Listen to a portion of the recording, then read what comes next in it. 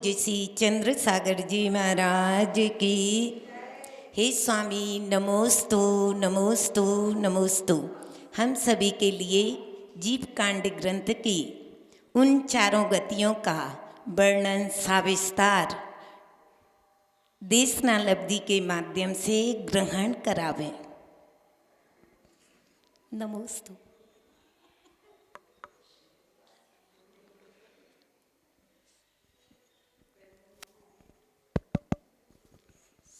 सिद्धं शुद्धं पडमेय जिणेन्दवर्णेमि चन्दमकलङ्कं गुणरयणभूषडुदयं जीवस्य परुवडं वोक्षम्। जीवकांड ग्रंथराज में स्वाध्याय करते हुए गति मार्गणा के माध्यम से चार गतियों के जीवों का वर्णन किया जा रहा है। नरक गति, त्रियंच गति और मनुष्य गति का अर्थ क्या है, किनको मनुष्य कहते हैं, किनको त्रियंच कहते हैं, इत्यादि गाथा के माध्यम से बताया गया है। अब यहाँ पर क्रम आता है देव गति के जीवों का वर्णन करने के लिए। गाथा नंबर 151। देवगति किसे कहते हैं, देव कैसे होते हैं, उनका निरुक्ति पूर्वक लक्षण बताते हुए यहाँ कहा जा रहा है। दिवंति जदो नित्यम गुणे ही अट्ठे ही दिव्य भावे ही भासंत दिव्य काया तम्मा ते वन्निया देवा।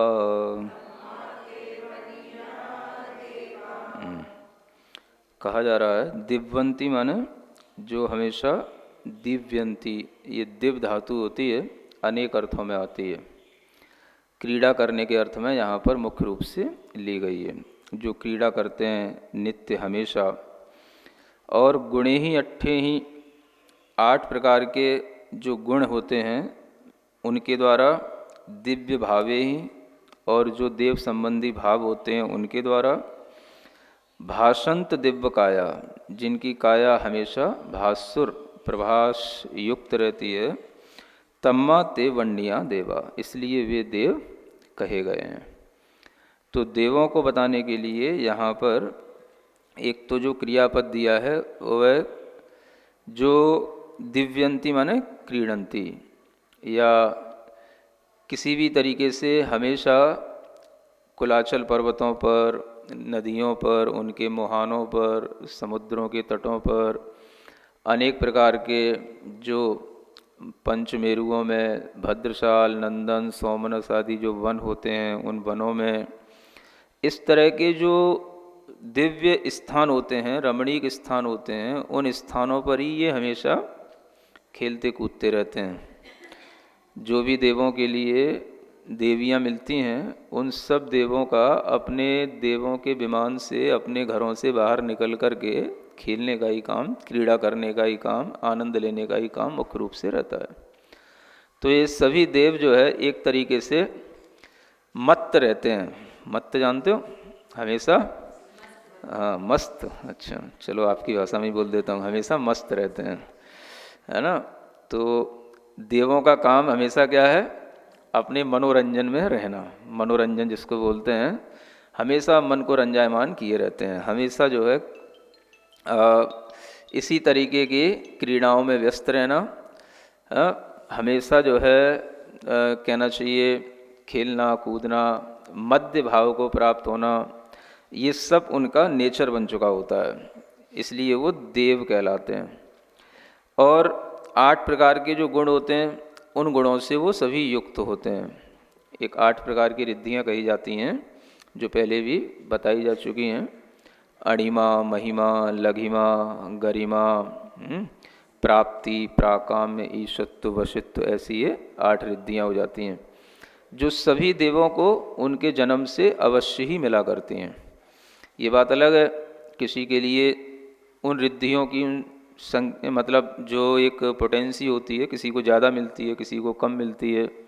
उनकी जो शक्तियां हैं वो शक्तियां किसी के पास कम होती हैं, किसी के पास ज़्यादा होती हैं, लेकिन होती सबके पास हैं। तो ये 8 प्रकार के ये जो गुण हैं, इन्हीं से वह जो है हमेशा युक्त रहते हैं। और इसी गुणों के कारण से वो इन अणिमा महिमा आदि इन रिद्धियों के कारण से ही अपने तरह तरह की विक्रिया क्रिया करते हैं।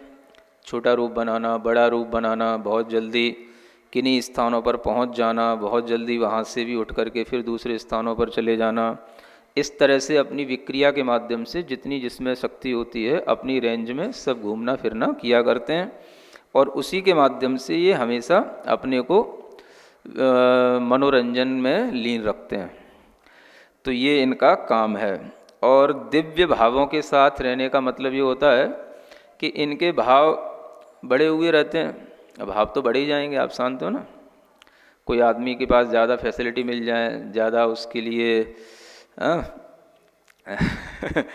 सब विलासता की सामग्रियां मिल जाएं तो, और उसके लिए काम कुछ ना हो, किसी भी तरीके की कोई चिंताएं ना हो, तो ऐसा व्यक्ति जो है सामान्य व्यक्तियों को तो कुछ नहीं समझेगा। तो इसी तरीके से इनके भाव जो होते हैं वो दिव्य होते हैं। दिव्य का मतलब जैसे मनुष्यों के भाव होते हैं उससे परे होते हैं। तो मानुष्य गोचर भाव नहीं है, इनके भाव भी थोड़ा सा अलग ही होते हैं, बड़े बड़े हुए भाव रहते हैं। तो जितना आदमी बड़ा होता है उसके भाव भी बढ़ जाते हैं। जितना आदमी संसार में आकर्षण में या अन्य इंद्रिय के विषयों में लिप्त होने की जितनी सुविधाएं पाता चला जाता है उतना ही उसके भाव भी बढ़ते चले जाते हैं। और विशेष करके जो इंद्र वगैरह होते हैं, अच्छे अच्छे ओहदे पदों पर होते हैं, उनके भाव तो और बड़े हुए होते हैं। तो ये दिव्य भाव कहलाते हैं, है ना। तो अब इसमें ऐसी कोई बात नहीं है कि वो ऐसा क्यों करते हैं, वो देव हैं। ये तो एक सामान्य से ऐसा नेचर बन ही जाता है। तो ऐसे भाव जो मनुष्यों में ना हो, ऐसे दिव्य भाव उनके अंदर पाए जाते हैं। क्योंकि मनुष्यों में जिस तरह के सामान्य भाव रहते हैं, अपने ही व्यापार आदि की चिंताओं में पड़े रहना, अपने घर के कामकाज में परिवार के बारे में सोचते रहना, ऐसे कोई भाव उनके पास नहीं होते हैं। उनके पास अलग तरीके के फीलिंग्स, अलग तरीके की थिंकिंग होती है। तो वो उनके दिव्य भाव कहलाते हैं। और फिर उसमें एक लिखा हुआ है कि जिनकी काया भासुर है, हमेशा चमकती हुई काया रहती है। तो काया भी उनकी सबसे दिव्य इसलिए है क्योंकि सामान्य मनुष्यों से उनकी काया अलग होती है। सामान्य सभी मनुष्यों के लिए तो सप्त धातु में शरीर होता है ना। रोज़ाना खाना पीना पड़ता है, कुछ भी जो है वो उनके अंदर फिर भी रोग, तरह तरह की भय सब पैदा हो जाते हैं। इनमें ऐसा कुछ नहीं होता है। इनकी काया हमेशा बिल्कुल ऑलवेज यंग, हमेशा जो है ये एक युवा जैसे ही रहते हैं। और इनकी काया हमेशा चमकती हुई, सभी प्रकार के दोषों से रहित, सभी प्रकार की धातुओं से रहित, सभी प्रकार के नख केश आदि की वृद्धि से रहित। तो इन्हें अपनी काया का भी एक बड़ा सुख मिलता है। तो इस तरीके की दिव्य काया से जो हमेशा लाइटेड रहते हैं उनको ही देव कहा जाता है। सुन रहे हैं। तो देवों में मनुष्यों से भी बढ़कर के कुछ विशेषताएं होती हैं। और इन्हीं विशेषताओं के कारण से वो मनुष्यों के लिए प्रार्थनीय हो जाते हैं। मनुष्य भी जो है इच्छा करते हैं ऐसे देव हमें मिल जाएं, देव देखने को मिल जाएं। देवों की सिद्धि करते हैं बहुत सारे मनुष्य। लेकिन वो देव जो है वो मनुष्यों को कोई भी घास नहीं डालते। घास डालना समझते हो ना। हाँ। तो आप कितने ही उनकी मिन्नतें करो, आपके पास में इतनी शक्ति नहीं होती है कि आप उनको अपने कब्जे में कर सको, उनको बस में कर सको। और जो उनको कब्जे या बस में करने की कोशिश करते हैं, उनके ऊपर कमांडिंग करने की कोशिश करते हैं, उनको वो पहले परेशान कर देते हैं, पागल बना देते हैं। इसलिए आपने देखा होगा जो लोग विद्याओं की सिद्धि या कोई ज़्यादा मंत्र सिद्धि में पड़ जाते हैं और उन्हें अगर कोई ऐसा इंटेंशन होता है कि हमें ये मंत्र सिद्ध करना है या देव सिद्ध करना है, तो वो लोग जो है मेंटली डिस्टर्ब हो जाते हैं। क्योंकि वो जब कोई भी तरीके से आपको परेशान करेंगे, परीक्षा लेंगे, तो उसमें आप सफल नहीं हो पाओगे क्योंकि आपके पास इतना सहनन नहीं है। वो आपको परेशान करेंगे तो फिर वो आपकी परेशानी में फिर वो प्रसन्न हो लेंगे। क्योंकि वो बस में कोई भी व्यक्ति तब होगा ना जब पहले वो देख ले कि हाँ आप हमारे उस बस करने योग्य हो कि नहीं समझे। आप किसी को अपने वश में करना चाहते हो तो सामने वाला भी तो देखता है कि आप में कितनी ताकत है, और हम आपके वश में हो जाएंगे तो आप हमारा क्या यूज करोगे। तो पहले वो भी अपनी शक्ति का प्रयोग करते हैं, और जब वो शक्ति का प्रयोग करते हैं तो वहीं पर मनुष्य फेल हो जाता है, अधिकतर ये होता है। तो इसलिए कभी इनके चक्कर में नहीं पड़ने का, है ना, इनको अपना बनाने का, इनको पटाने का, इनको सिद्ध करने का, है ना, ऐसा कोई भी भाव नहीं करना। इनको अपने काम में रहने दो। इनके भाव बहुत बड़े हुए होते हैं, सामान्य मनुष्यों की कभी घास नहीं डालते। और ये तो ऐसे हो गए हैं कि जो अच्छी क्वालिटी के जो देव होते हैं, वैमानिक वगैरह जो देव हैं, वे तो इधर क्या बोलते हैं आपकी भाषा में, ढूंढते ही नहीं है, बोलते हैं ना, माने झांकते ही नहीं, निहारते ही नहीं, देखते ही नहीं है। क्या मतलब कि अगर अच्छी क्वालिटी के देव हैं तो उन्हें तो दिखता है भरत क्षेत्र में क्या है, कुछ नहीं है, तीर्थंकर होते नहीं है, चक्रवर्ती है नहीं है, तो उन्हें कुछ भी उनके भाव में आता ही नहीं है भरत क्षेत्र में जाना है। समझ आ रहा है। आप चाहे कितने ही स्वाहा करो, चाहे फटफट करो, चाहे फिट करो, कुछ नहीं होने जाने वाला है। ये सब जो है आपकी अपनी मानसिकता की पूर्ति के लिए है, होना जाना कुछ नहीं है। तो ये सब जो आप हुम फट ओम फट फट फट, है ना, ये देव वो देव, इन सब का आप उनके लिए तो चलो ठीक है, जो इधर उधर घूमते रहते हैं, व्यंतर टाइप के होते हैं, भवनवासी टाइप के भी कुछ हो सकते हैं। बाकी अच्छी क्वालिटी के देव कभी भी आपकी तरफ ढूंकने वाले नहीं हैं। जो ज्योतिषी भी होंगे वो भी ना देखेंगे, है ना, बस व्यंतर भले ही मिल जाए, है ना, डाकनी साकनी भूत पिशाच, बस वही तुमको देख सकते हैं और वही तुम्हारे लिए कुछ बस इधर उधर कर सकते हैं, और कोई कुछ काम में नहीं आता। तो ऐसे कभी भी देवताओं के जो स्वभाव हैं उन सबके पास में ओरिजिनली तो देखा जाए सबके पास में यही चीज़ है, सबकी दिव्य काया है, सभी भासुर काया वाले होते हैं। लेकिन वो आपको अपना रूप दिखाएंगे भूत के रूप में, पिशाच के रूप में, विक्रिया के साथ में, काले कलूटे, है ना, बड़े बड़े जो है डेंजरस उनके जो है फिगर होंगे। तो ये सब चीज़ें देखने में जो आती हैं ये सब उनकी विक्रियाएं होती हैं। एक्चुअली जो क्या होगा उनका रूप, तो वो यह है कि उन सब की काया हमेशा भासुर होगी, प्रभासमान प्रकाशमान होगी। अगर वो काले भी होंगे तो भी बहुत सुंदर होंगे, है ना, काले रंग के भी होते हैं व्यंतर देव, तो वो भी बहुत सुंदर लगेंगे, बहुत भासमान काया होगी उनकी, प्रभासुर लाइटेड। तो इस तरीके के उन देवों का स्वरूप समझना चाहिए कि देव कभी भी ऐसी कोई विकृति आकार वाले नहीं होते हैं। देव हमेशा अच्छे ही होते हैं, लेकिन हमें जो दिखाई दे रहा है वो सब उनकी गलत विक्रिया, और हम उस गलत की ही तरह तरह से मानना या पूजा इत्यादि करते हैं। तो ये सब हमारी जो एक तरीके से गलत धारणाएं या गलत आस्थाएं बनी हुई होती हैं उसके परिणाम भी गलत ही निकलते हैं।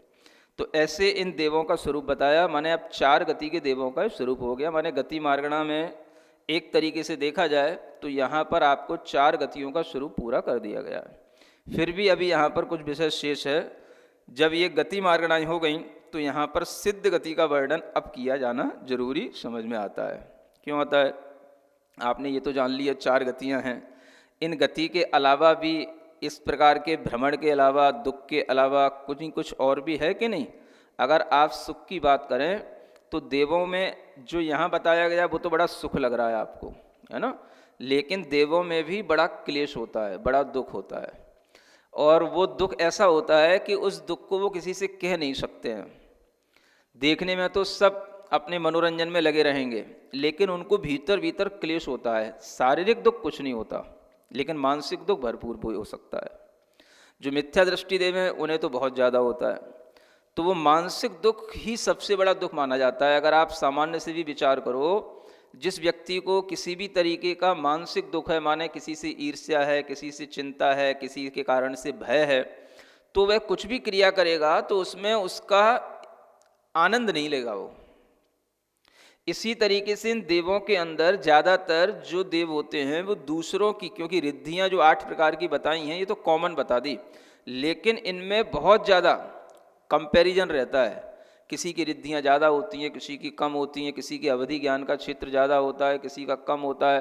तो जब ये एक दूसरे से तुलना करते बैठते हैं और एक दूसरे की मतलब जानकारी लेकर के जब ये ईर्ष्यालु हो जाते हैं और क्लेश करते हैं तो इनके लिए मानसिक दुख भी बहुत सारा होता है। सुन रहे हैं? सम्यक दृष्टि जीवी अपने में संतुष्ट रहता है, बाकी तो दूसरों को देख देख करके दुखी होते रहते हैं। तो जो अपने पास है उससे सुखी नहीं होंगे, ये दुखी होंगे दूसरों को देख करके। फिर कभी कभी ये भी होता है तरह तरह के, अब देवों की आयु तो अधिक होती है, देवियों की आयु कम होती है। सुन रहे हो? कोई देवी थी, अब उसके साथ में रहे, अब वो उसका देहावसान हो गया, नहीं समझ आया? मरण तो वहाँ पे भी है, उसकी आयु पूरी हो गई। अब उसकी आयु पूरी हो गई तो उसका भी दुख होता है, विरह का दुख भी होता है ना? मना तो नहीं है कि वहाँ पर दुख नहीं होता, वहाँ पर भी आर्त ध्यान होता है। ऐसा मना तो नहीं कि ना देवों में आर्त ध्यान नहीं होता, कि इष्ट वियोग नहीं होता है, कि अनिष्ट संयोग नहीं होता, सब कुछ होता है। तो वहाँ पर भी सब कुछ होता है। तो इस तरह से भी जो है उनको तरह तरह के मानसिक दुख ये भी होते हैं। और जो अपनी किसी भी तरीके की रिद्धियों में, शक्तियों में, शोहरत में एक तरीके से आसक्त हो जाते हैं, फिर जब उनकी मृत्यु का समय आता है, उन्हें भी जब अपनी उम्र पूरी करनी पड़ती है तो भी उसका दुख होता है। अब इतने सारे सब देवियों को, इतना सारा सब देवों के परिवार को छोड़ करके हमें जाना पड़ रहा है, कहाँ जाऊँगा, अगला कोई भरोसा है नहीं कुछ भी, तो उन्हें बड़ा संकलेश होता है। और उस संकलेश के परिणाम स्वरूप भी वे मर करके एक इंद्रियों में उत्पन्न हो जाते हैं। ये भी वहाँ के दुखों के बारे में जानना है ना, ये बताना इसलिए ज़रूरी है, नहीं तो तुम लोग सोचने लगोगे नहीं महाराज देवगति का सुख तो बड़े हैं, सब कुछ लाइटेड है। और ऐसे दुखों के साथ भी वो देवगति के सुख जो देखने में आ रहे हैं वो हैं, लेकिन अलग अलग क्वालिटी के अलग अलग देवों के साथ में वो सुख होते हैं। कुल मिलाकर के संसार में प्योर जो सुख मिलना चाहिए, हमेशा जो सुख मिलता रहना चाहिए, वो किसी भी गति में नहीं है। सुन रहे हैं? वो कौन सी गति में है तो वो आगे आपको बताया जा रहा है ना। तो ये गति जो आपको बताई जा रही है, ये गति मार्गणा में इसलिए नहीं आती क्योंकि इस गति में आवागमन नहीं होता है, इसमें तो सिर्फ वन साइडेड आना ही है, बस जाना नहीं है इससे, इसलिए गति मार्गणा नहीं है। लेकिन ये सिद्ध गति इसी कारण से इसको अलग से बताया जा रहा है। 4 प्रकार की गति तो गति मार्गणा में है, लेकिन सिद्ध गति गति मार्गणा से परे है।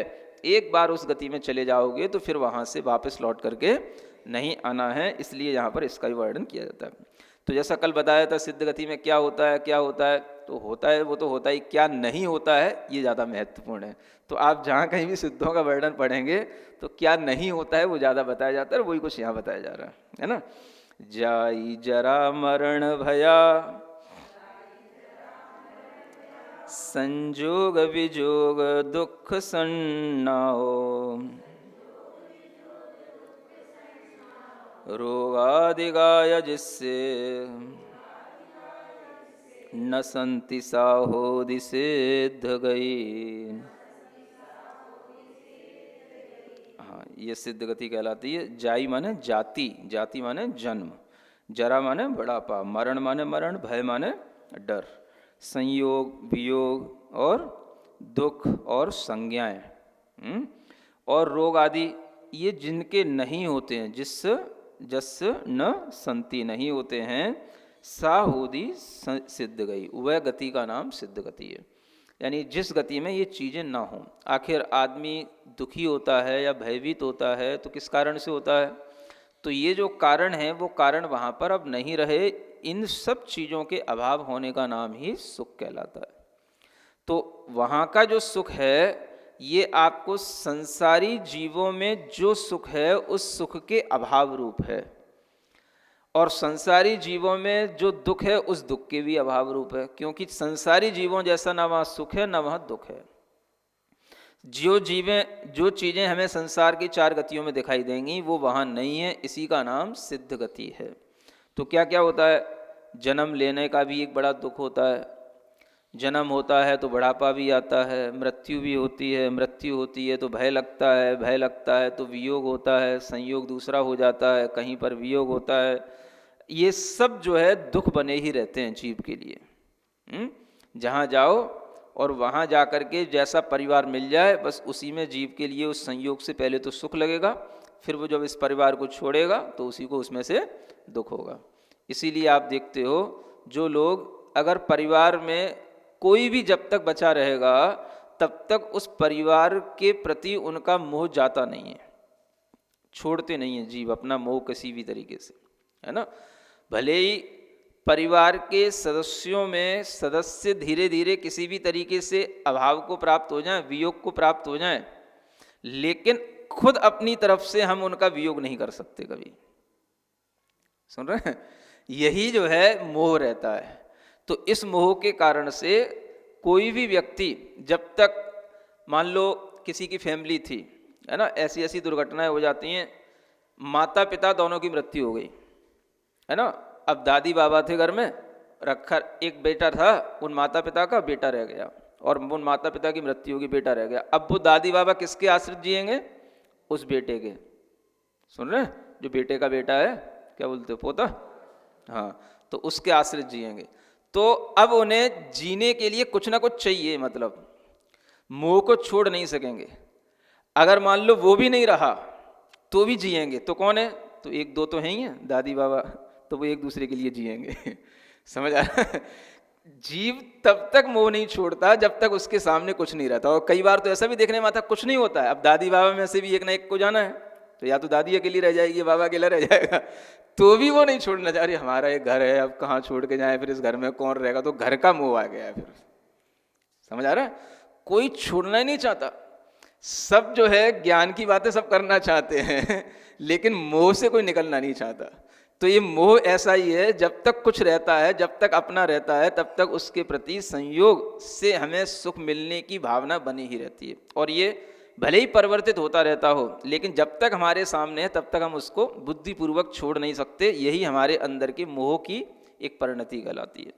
तो इसी के कारण से ये सब दुख होते हैं, संज्ञाएं होती हैं जो आपको बताई थी, और ये रोग आदि उत्पन्न होते हैं। और जहाँ पर ये सब प्रकार के, न कोई संयोग का, न कोई वियोग का, किसी भी तरीके का दुख सुख कुछ नहीं होता, उसका नाम है सिद्ध गति।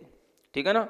तो सिद्ध गति में जो जो आपको यहाँ दिख रहा है वो वहाँ नहीं होगा, पहले तो यही जान लो। फिर क्या होगा, तो वो चीज़ें आप रत्नखंड श्रावकाचार्य की श्लोकों से समझना, है ना, उसके लिए आपको वहाँ पहुँचना पड़ेगा। आगे अब पढ़ते हैं। ये हो गई सत्प्रूपणा एक तरीके से, इसको क्या बोलते हैं?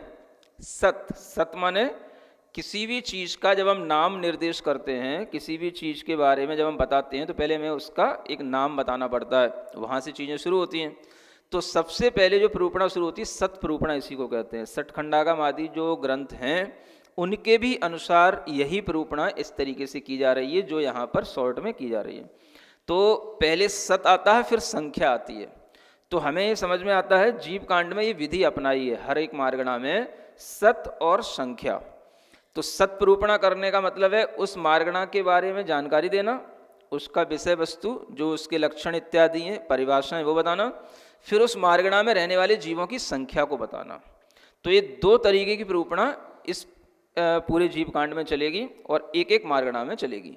तो यहाँ तक आपने सत्प्रूपणा सीख ली। अब ये संख्या प्रूपणा शुरू होती है, ये थोड़ी सी कठिन होती है ना, क्योंकि असंख्यात का गणित है, अनंतों का गणित है, वो गणित आपके दिमाग के परे जाता है। तो उस विषय में आप ध्यानपूर्वक सुन लें, इतना ही आपके लिए पर्याप्त है। और अगर अच्छे से सुनेंगे तो समझ में भी आ जाएगा। तो थोड़ा सा अब ये संख्या प्रारंभ होती है। गणित, नारकी कितने हैं, असंख्यात तो कह देते हो, असंख्यात का मतलब क्या, क्योंकि असंख्यात भी कई प्रकार का होता है। तो वो सब चीज़ें यहाँ पर थोड़ी सी बताई जाती हैं। तो एक गाथा पढ़ते हैं 153। सामण्णाणेरय्या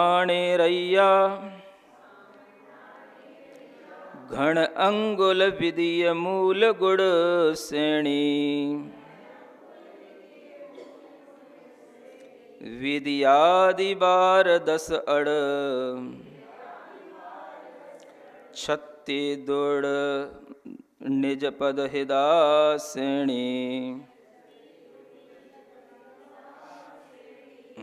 कहते हैं सामान्य से नारकी जो होते हैं, घनांगुल विदीय मूल गुण श्रेणी, घनांगुल के दूसरे वर्गमूल को गुण श्रेणी से गुणा करने पर जो संख्या आती है वो सामान्य नारकियों की संख्या हो जाती है।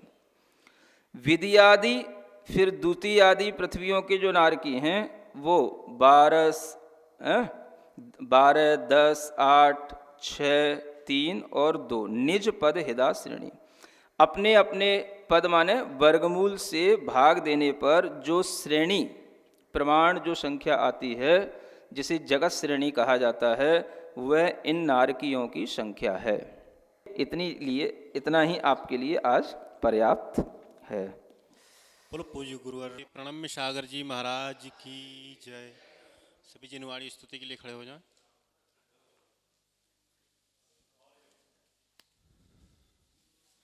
सिरजीण वाणी जग कल्याणी जग जन मदतम मोहरी चणमण हारी गण हर हारी जम जरा भव रोग हरि तिथिये राणम दिव्य जोड़िम जो प्रणय सुनय मय्ये धारे नाणम शोक मणंतम धरिये शाश्वत मोख पदम पावे शाश्वत मोख पद। नौवा नमो।